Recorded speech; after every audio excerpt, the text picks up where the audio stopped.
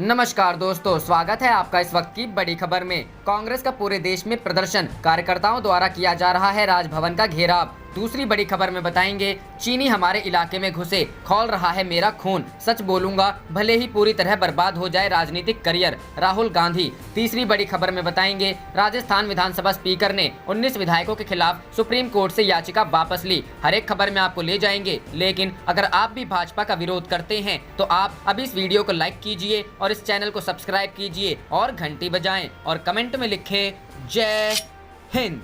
रुख करते हैं पहले खबर की तरफ। कांग्रेस का पूरे देश में प्रदर्शन, कार्यकर्ताओं द्वारा किया जा रहा राजभवन का घेराव। जी हां दोस्तों, राजस्थान में जारी सियासी संकट के बीच कांग्रेस का पूरे देश में प्रदर्शन जारी है। राज्यपाल कलराज मिश्रा के खिलाफ पूरे देश में कांग्रेस कार्यकर्ता प्रदर्शन कर रहे हैं। दिल्ली में कांग्रेस प्रदेश अध्यक्ष अनिल चौधरी की अगुवाई में प्रदर्शन कर रहे कार्यकर्ताओं को हिरासत में ले लिया गया है। देश के दक्षिणी राज्य तमिलनाडु में भी कांग्रेस कार्यकर्ताओं का प्रदर्शन जारी है। कांग्रेस कार्यकर्ताओं और राज्य कांग्रेस प्रमुख के.एस. अलागिरी शामिल ने अपने राष्ट्रव्यापी लोकतंत्र बचाओ और संविधान बचाओ अभियान के तहत चेन्नई में राज्यपाल के कार्यालय के पास विरोध प्रदर्शन किया। वहीं गुजरात के अहमदाबाद में भी कांग्रेस कार्यकर्ता प्रदर्शन कर रहे हैं। कांग्रेस कार्यकर्ता राजस्थान के राज्यपाल कलराज मिश्रा के खिलाफ नारेबाजी कर रहे हैं, साथ ही राजभवन घेरने की कोशिश कर रहे हैं। गुजरात पुलिस की ओर से कार्यकर्ताओं को रोकने की कोशिश की जा रही है। राजस्थान में जारी सियासी संकट के बीच कांग्रेस का पूरे देश में प्रदर्शन जारी है। राज्यपाल कलराज मिश्रा के खिलाफ पूरे देश में कांग्रेस कार्यकर्ता प्रदर्शन कर रहे हैं। देश के दक्षिणी राज्य तमिलनाडु में भी कांग्रेस कार्यकर्ता का प्रदर्शन जारी है। कांग्रेस कार्यकर्ताओं और राज्य कांग्रेस प्रमुख के.एस. अलागिरी शामिल ने अपने राष्ट्रव्यापी लोकतंत्र बचाओ और संविधान बचाओ अभियान के तहत चेन्नई में राज्यपाल के कार्यालय के पास विरोध प्रदर्शन किया। रुख करते हैं अगली खबर की तरफ। चीनी हमारे इलाके में घुसे, खौल रहा है मेरा खून, सच बोलूंगा भले ही पूरी तरह बर्बाद हो जाए राजनीतिक करियर, राहुल गांधी। जी हां दोस्तों, कांग्रेस के पूर्व अध्यक्ष राहुल गांधी ने एक बार फिर कहा है कि चीनी हमारे इलाके में घुस आए हैं। इसके साथ ही उन्होंने कहा कि यह उन्हें परेशान करता है और खून खौल रहा है। राहुल गांधी ने सरकार पर झूठ बोलने का आरोप लगाते हुए कहा कि वह सच बोलते रहेंगे, भले ही इसकी वजह से उनका राजनीतिक करियर बर्बाद हो जाए। सोमवार को ट्विटर पर एक वीडियो संदेश जारी करते हुए राहुल गांधी ने यह बातें कही। इसमें उनसे सवाल किया जाता है कि उन लोगों के बारे में आपका क्या ख्याल है जो कहते हैं कि प्रधानमंत्री से चीन पर आपके सवाल भारत को कमजोर कर रहे हैं। राहुल गांधी कहते हैं कि उनकी पहली प्राथमिकता यह देश और जनता है। राहुल ने कहा, यह बात एकदम साफ है कि चीनी हमारे इलाके में घुस आए हैं। यह बात मुझे परेशान करती है, इससे मेरा खून खौलने लगता है कि कैसे एक दूसरा देश हमारे इलाके में घुस आया। राहुल आगे कहते हैं, आप एक राजनीतिज्ञ के तौर पर चाहते हैं कि मैं चुप रहूं और अपने लोगों से झूठ बोलूं, जबकि मैं निश्चित रूप से जान गया हूं। मैंने उपग्रह की तस्वीरें देखी हैं, मैंने पूर्व सैन्य कर्मियों से बात की है। अगर आप चाहते हैं कि मैं झूठ बोलूं कि चीनी इस देश में नहीं घुसे हैं, मैं झूठ नहीं बोलने वाला। स्पष्ट कर दूं, मैं ऐसा नहीं करने वाला। मैं चिंता नहीं करता, चाहे मेरा करियर डूब जाए, लेकिन मैं झूठ नहीं बोल सकता। राहुल गांधी ने सरकार पर झूठ बोलने का आरोप लगाते हुए कहा, मैं सोचता हूँ वह लोग जो चीनियों के हमारे देश में घुसने के बारे में झूठ बोल रहे हैं, वे ही लोग राष्ट्रवादी नहीं हैं। मेरे ख्याल में जो लोग झूठ बोल रहे हैं और कह रहे हैं कि चीनी भारत में नहीं घुसे हैं, वे ऐसे लोग हैं जो देशभक्त नहीं हैं। इसलिए मैं स्पष्ट कहूं, मैं चिंता नहीं करता कि यदि इसका राजनीतिक मूल्य भी चुकाना पड़े, मैं चिंता नहीं करता। चाहे मेरा राजनीतिक करियर पूरी तरह खत्म हो जाए। जहां तक भारतीय क्षेत्र का संबंध है, मैं केवल सच बोलूंगा। रुख करते हैं अगली खबर की तरफ। राजस्थान विधानसभा स्पीकर ने 19 विधायकों के खिलाफ सुप्रीम कोर्ट से याचिका वापस ले ली। जी हां दोस्तों, राजस्थान के स्पीकर सीपी जोशी ने 19 विधायकों को अयोग्य घोषित करने से जुड़ी याचिका सुप्रीम कोर्ट से वापस ले ली। सुप्रीम कोर्ट में जैसे ही आज केस की सुनवाई हुई, स्पीकर के वकील कपिल सिब्बल ने याचिका वापस लेने की इच्छा जताई। सुप्रीम कोर्ट ने याचिका वापस लेने को मंजूरी दी। स्पीकर के वकील कपिल सिब्बल ने सुप्रीम कोर्ट में कहा कि अब राजस्थान हाईकोर्ट में 10वीं शेड्यूल के प्रावधानों को चुनौती पर सुनवाई शुरू हो गई है। हम पहले जो मसला लेकर आए थे, सुनवाई उससे आगे बढ़ चुकी है। हम विचार करके जरूरत के मुताबिक सुप्रीम कोर्ट आएंगे। जजों ने याचिका वापस लेने की इजाजत दे दी। सिब्बल ने कहा, हाईकोर्ट ने 24 जुलाई को आदेश पारित किया, जिसमें कई मामलों को उठाया गया और हमें अपने कानूनी विकल्पों पर विचार करना होगा। दरअसल रविवार को बहुजन समाज पार्टी ने पिछले साल कांग्रेस में शामिल होने के लिए पार्टी छोड़ने वाले 6 विधायकों को विधानसभा में शक्ति परीक्षण के दौरान सत्तारूढ़ पार्टी कांग्रेस के खिलाफ मतदान करने का व्हिप जारी किया। किया। बसपा महासचिव सतीश चंद्र मिश्रा ने एक बयान में कहा, सभी 6 विधायकों को अलग अलग नोटिस जारी करके सूचित किया गया कि चूंकि बसपा एक मान्यता प्राप्त राष्ट्रीय पार्टी है और संविधान की 10वीं अनुसूची के पारा 4 के तहत पूरे देश में हर जगह समूची पार्टी का विलय हुए बगैर राज्य स्तर पर विलय नहीं हो सकता है। रुख करते हैं अगली खबर की तरफ। सचिन पायलट के फेसबुक पोस्ट में फिर कांग्रेस का हाथ। जी हां दोस्तों, राजस्थान के मुख्यमंत्री अशोक गहलोत और बागी नेता सचिन पायलट की सियासी लड़ाई हर रोज रंग बदल रही है। बीते दिनों सचिन पायलट के फेसबुक पोस्ट से कांग्रेस का हाथ निशान गायब हो गया था, जिसके बाद तमाम तरह की अटकलबाजी शुरू हो गई थी। आज एक बार फिर पायलट के फेसबुक पोस्ट में हाथ का निशान लौट आया है। दरअसल सचिन पायलट ने अपने फेसबुक पेज से 25 जुलाई को नाग पंचमी और 26 जुलाई को कारगिल विजय दिवस की बधाई दी थी। उनके पोस्ट में कांग्रेस का हाथ निशान गायब था। इसके बाद अटकलें लगाई जा रही थी कि सचिन पायलट अब आधिकारिक रूप से कांग्रेस से अलग हो सकते हैं। अटकलों पर विराम लगाते हुए सचिन पायलट ने सोमवार को 3 फेसबुक पोस्ट किए, जिसमें कांग्रेस का हाथ निशान दिखाई दे रहा है। गोस्वामी तुलसीदास की जयंती, पूर्व राष्ट्रपति एपीजे अब्दुल कलाम की पुण्यतिथि और केंद्रीय रिजर्व पुलिस बल के स्थापना दिवस को लेकर फेसबुक पोस्ट किया गया है। राजस्थान के मुख्यमंत्री अशोक गहलोत के खिलाफ सचिन पायलट ने मोर्चा खोला है। वह अपने समर्थक विधायकों के साथ दिल्ली और हरियाणा में डटे हुए हैं। सचिन पायलट गुट ने अशोक गहलोत को मुख्यमंत्री पद से हटाने की मांग की है। उनका दावा है कि गहलोत सरकार अल्पमत में है।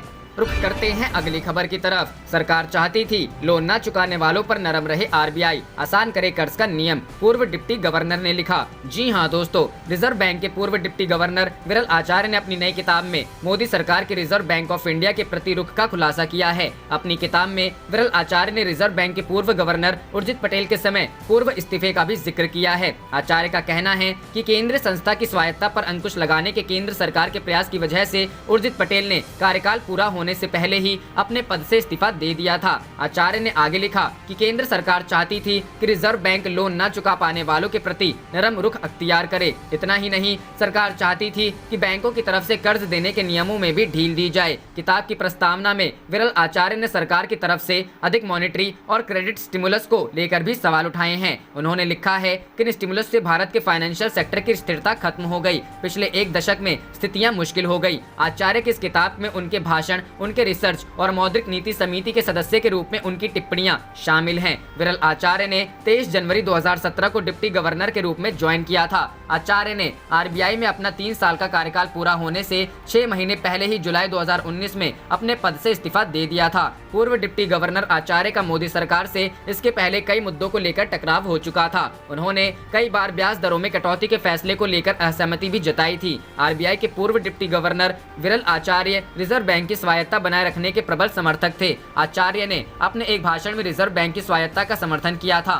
उन्होंने कहा था कि जो सरकार केंद्रीय बैंक की आजादी का सम्मान नहीं करती, वह कभी न कभी वित्तीय बाजारों के कोप का शिकार होती है। ऐसी सरकार अर्थव्यवस्था की बेहाली को बढ़ावा देती है और एक दिन इस बात के लिए पछतावा करती है कि उसने एक महत्वपूर्ण नियामक संस्था को दबाया था।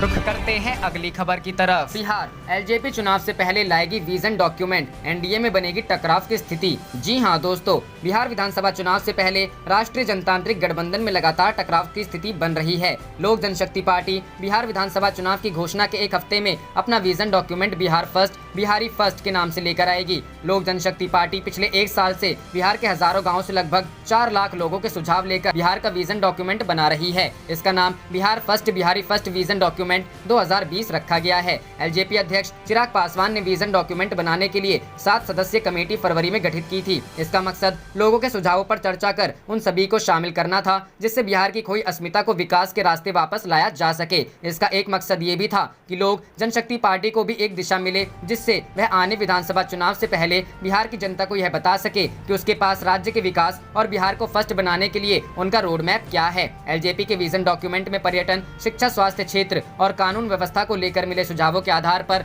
बिहार से पलायन पर रोक कैसे लगाई जा सकती है, इस पर सबसे ज्यादा फोकस होगा। इसके साथ ही प्रवासियों और बाढ़ से बचाव के लिए अलग मंत्रालय का बनाने का वादा भी विजन डॉक्यूमेंट किया जाएगा। इतना तय है कि विधानसभा चुनाव से पहले विजन डॉक्यूमेंट लेकर आने से जेडीयू और लोक जनशक्ति पार्टी के बीच की दूरी खाई में तब्दील हो जाएगी। इसमें बीजेपी को बड़े स्तर पर रफू का काम करना पड़ेगा। मतलब साफ है, बिहार चुनाव हर बार की तरह पिछली बार से ज्यादा रोमांचक रहने वाला है।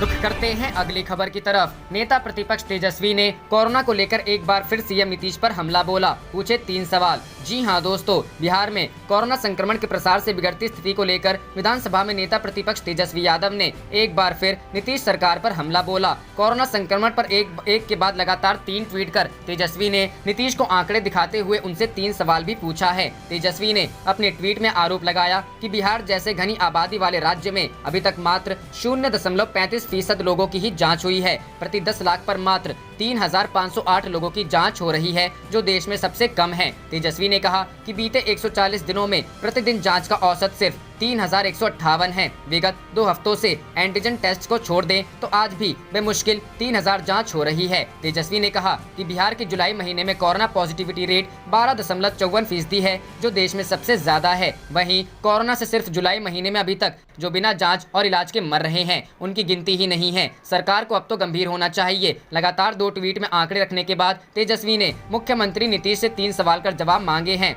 ये है उनके सवाल। RT-PCR टेस्ट की क्षमता क्यों नहीं बढ़ाई जा रही? 4 महीनों में कई छोटे राज्यों ने काबिले तारीफ काम करते हुए अस्पतालों का क्षमतावर्धन किया। आपने एक भी नया अस्पताल क्यों नहीं बनाया? 15 साल बाद भी अस्पतालों में रुई और सुई के अलावा कोई और उपकरण क्यों नहीं है? रुख करते हैं अगली खबर की तरफ। कोरोना संक्रमण की आशंका के चलते राजद सुप्रीमो लालू प्रसाद का सैंपल लिया। जी हां दोस्तों, रांची के रिम्स के पेइंग वार्ड में भर्ती लालू प्रसाद का भी शनिवार को कोरोना जांच के लिए सैंपल लिया गया। लालू प्रसाद की सेवा में लगे उनके 3 सहचरों को भी सैंपल लिया गया है। जांच की रिपोर्ट 1-2 दिन में आ जाएगी। लालू प्रसाद पेइंग वार्ड के फर्स्ट फ्लोर पर एडमिट हैं, जबकि उसके ऊपर के 2 फ्लोर पर कोरोना मरीजों को भी देखा जा रहा है। संक्रमण की आशंका को देखते हुए ही उनका टेस्ट कराया जा रहा है। लालू का इलाज कर रहे मेडिसिन विभाग के प्रोफेसर डॉक्टर उमेश प्रसाद ने बताया कि उनका स्वास्थ्य फिलहाल ठीक है। उन्हें पहले ही कई बीमारियां तो हैं, लेकिन अभी कोई नई परेशानी नहीं है। रुख करते हैं अगली खबर की तरफ। कर्नाटक उपचुनाव में आचार संहिता उल्लंघन मामले में सीएम येदियुरप्पा के खिलाफ जारी हुआ समन। जी हां दोस्तों, कर्नाटक के बेलगावी जिले की एक अदालत ने पिछले साल हुए उपचुनावों के दौरान चुनावी आचार संहिता के कथित उल्लंघन के एक मामले के संबंध में मुख्यमंत्री BS येदियुरप्पा को समन जारी किया है। अदालत ने एक आपराधिक मामला दर्ज करने का भी आदेश दिया है और बेंगलुरु के पुलिस आयुक्त को 1 सितंबर 2020 तक मुख्यमंत्री को जारी समन पर जवाब देने का निर्देश दिया गया है। 23 नवंबर को गोकक के वाल्मीकि स्टेडियम में एक चुनावी रैली के दौरान येदियुरप्पा ने भाजपा उम्मीदवार के लिए प्रचार करते हुए कथित तौर पर वीरशैव लियांगत समुदाय से वोटों को विभाजित नहीं करने की अपील की थी। इसके बाद मामला दर्ज किया गया था। हालांकि पुलिस ने एक क्लोजर रिपोर्ट दायर कर दी थी, लेकिन गोकक में प्रधान न्यायिक मजिस्ट्रेट प्रथम श्रेणी वीरेश कुमार सीके ने इसे खारिज कर दिया था। उन्होंने कहा, वर्तमान मामले में यह अदालत बहुत अच्छी तरह से आश्वस्त है कि बी अंतिम रिपोर्ट में पर्याप्त सामग्री है जो अभियुक्त के खिलाफ कार्रवाई करने और आरोपी के खिलाफ जनप्रतिनिधित्व कानून की धारा 123(3) और IPC की धारा 171(f) के तहत अपराध के लिए दंडनीय है। जज ने कहा कि अदालत ने BS येदियुरप्पा के नाम से अभियुक्त के खिलाफ अपराध का संज्ञान लिया है और न्यायाधीश ने मामले को बंद करने से संबंधित बी रिपोर्ट को खारिज कर दिया है। रुख करते हैं अगली खबर की तरफ। ममता की पार्टी ने शुरू किया भाजपा के खिलाफ सोशल मीडिया पर अभियान। जी हां दोस्तों, पश्चिम बंगाल में सत्तारूढ़ तृणमूल कांग्रेस ने भाजपा के सोशल मीडिया अभियान के जवाब में रविवार को एक नया अभियान शुरू किया, जिसमें राज्य सरकार की उपलब्धियों के साथ ही इस बात को रेखांकित किया जाएगा कि केंद्र किस प्रकार से संघवाद को कथित तौर पर नष्ट कर रहा है। अभियान का नाम है सोजा बांग्लाए बोलची। इसका अर्थ है सीधे बांग्ला में बोलते हुए। यह एक सप्ताह में 3 दिन तक चलने वाला एक वीडियो सीरीज है, जिसके प्रस्तोता राज्यसभा में पार्टी के नेता डेरेक ओब्रायन होंगे। तृणमूल कांग्रेस ने एक बयान में कहा, 1 मिनट की वीडियो क्लिप को प्रति रविवार, बुधवार और शुक्रवार को सुबह 11 बजे जारी किया जाएगा। इस रिलीज के अगले कुछ माह तक सोशल मीडिया में चलने की उम्मीद है। बयान में कहा गया कि वीडियो में ऐसे मुद्दों को उठाया जाएगा जो वर्तमान के सामाजिक, राजनीतिक और आर्थिक ढांचे में प्रासंगिक हैं। बयान के अनुसार वीडियो में बताया जाएगा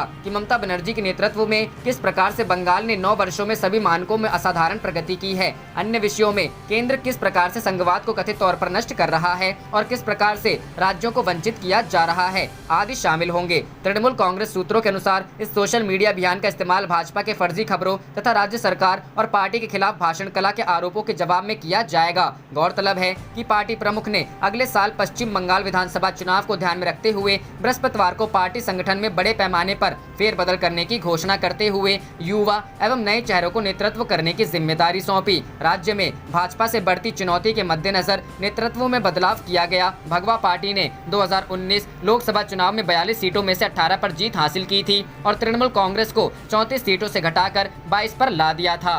रुख करते हैं अगली खबर की तरफ। योगी सरकार पर अखिलेश यादव ने साधा निशाना, कहा बीजेपी से उठ चुका है जनता का भरोसा। जी हां दोस्तों, समाजवादी पार्टी अध्यक्ष अखिलेश यादव ने उत्तर प्रदेश की योगी आदित्यनाथ सरकार पर हमला करते हुए रविवार को कहा कि नीति, नियत और नेतृत्व में पंगु बीजेपी सरकार से अब जनता का भरोसा उठ चुका है। अखिलेश ने यहां एक बयान में कहा कि सरकार में दायित्व निर्वहन की जो इच्छा शक्ति होनी चाहिए वह बीजेपी में दूर दूर तक दिखाई नहीं दे रही है। मुख्यमंत्री योगी ने शपथ लेने के बाद कई बड़े बड़े वादे किए थे। यह भी कहा था कि वह 6 महीने में प्रदेश की सड़कों को गड्ढा मुक्त बनाएंगे। फिर वे इस कार्य की अवधि बढ़ाते रहे, लेकिन उनका नतीजा शून्य ही चल रहा है। उन्होंने आरोप लगाते हुए कहा कि वादे न निभाना और जनता को धोखे में रखना बीजेपी की ऐसी कला है जिसमें वह पारंगत और विशेषज्ञ है। नीति, नियत और नेतृत्व में पंगु बीजेपी सरकार से जनता का भरोसा उठ चुका है। प्रदेश के पूर्व मुख्यमंत्री ने कुछ आंकड़े देते हुए कहा कि सड़कों को गड्ढा मुक्त करने के नाम पर प्रदेश में हजारों करोड़ रुपए लुटाए जा चुके हैं। वर्ष 2017-18 में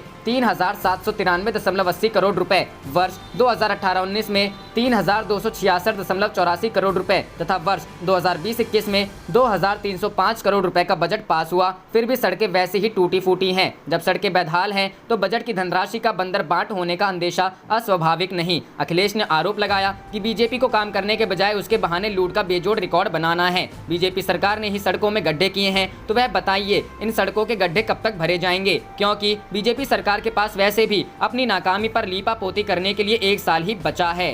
रुख करते हैं अगली खबर की तरफ। राहुल बोले देश की संपत्ति पूंजीपतियों को देने की तैयारी में सरकार। जी हां दोस्तों, केंद्र की मोदी सरकार पर लगातार हमला बोलने वाले कांग्रेस नेता राहुल गांधी ने एक बार फिर से सरकार की नीतियों पर निशाना साधा है। राहुल ने ट्वीट कर कहा कि भारत सरकार देश की संपत्ति करीबी पूंजीपतियों को सौंपने की रणनीति पर काम कर रही है। राहुल गांधी ने ट्वीट कर सरकार पर निशाना साधते हुए कहा कि पूंजीपतियों को देश का धन सौंपने के लिए भारत सरकार की यह संचालन रणनीति, पहला, पीएसयू को आर्थिक रूप से अस्थिर बना दिया जाए, दूसरा, मीडिया अभियान के तहत यह कहते हुए कि अप्रतिस्पर्धी है पूंजीपतियों को देने की बात कही जाए, और तीसरा, दान के रूप में करीबी पूंजीपतियों को बेच दिया जाए। इससे पहले कांग्रेस नेता राहुल गांधी ने रविवार सुबह देश की जनता से एकजुट होकर लोकतंत्र की रक्षा में आवाज उठाने की अपील करते हुए ट्वीट किया, आइए लोकतंत्र में एकजुट होकर लोकतंत्र की रक्षा के लिए आवाज उठाएं। उन्होंने इसके लिए hashtag speak up for democracy का भी अपने ट्वीट में जिक्र किया। साथ ही राहुल ने अपने ट्विटर अकाउंट पर इससे जुड़ा एक वीडियो भी पोस्ट किया था। कांग्रेस के पूर्व अध्यक्ष राहुल गांधी ने अपने एक और ट्वीट में लिखा,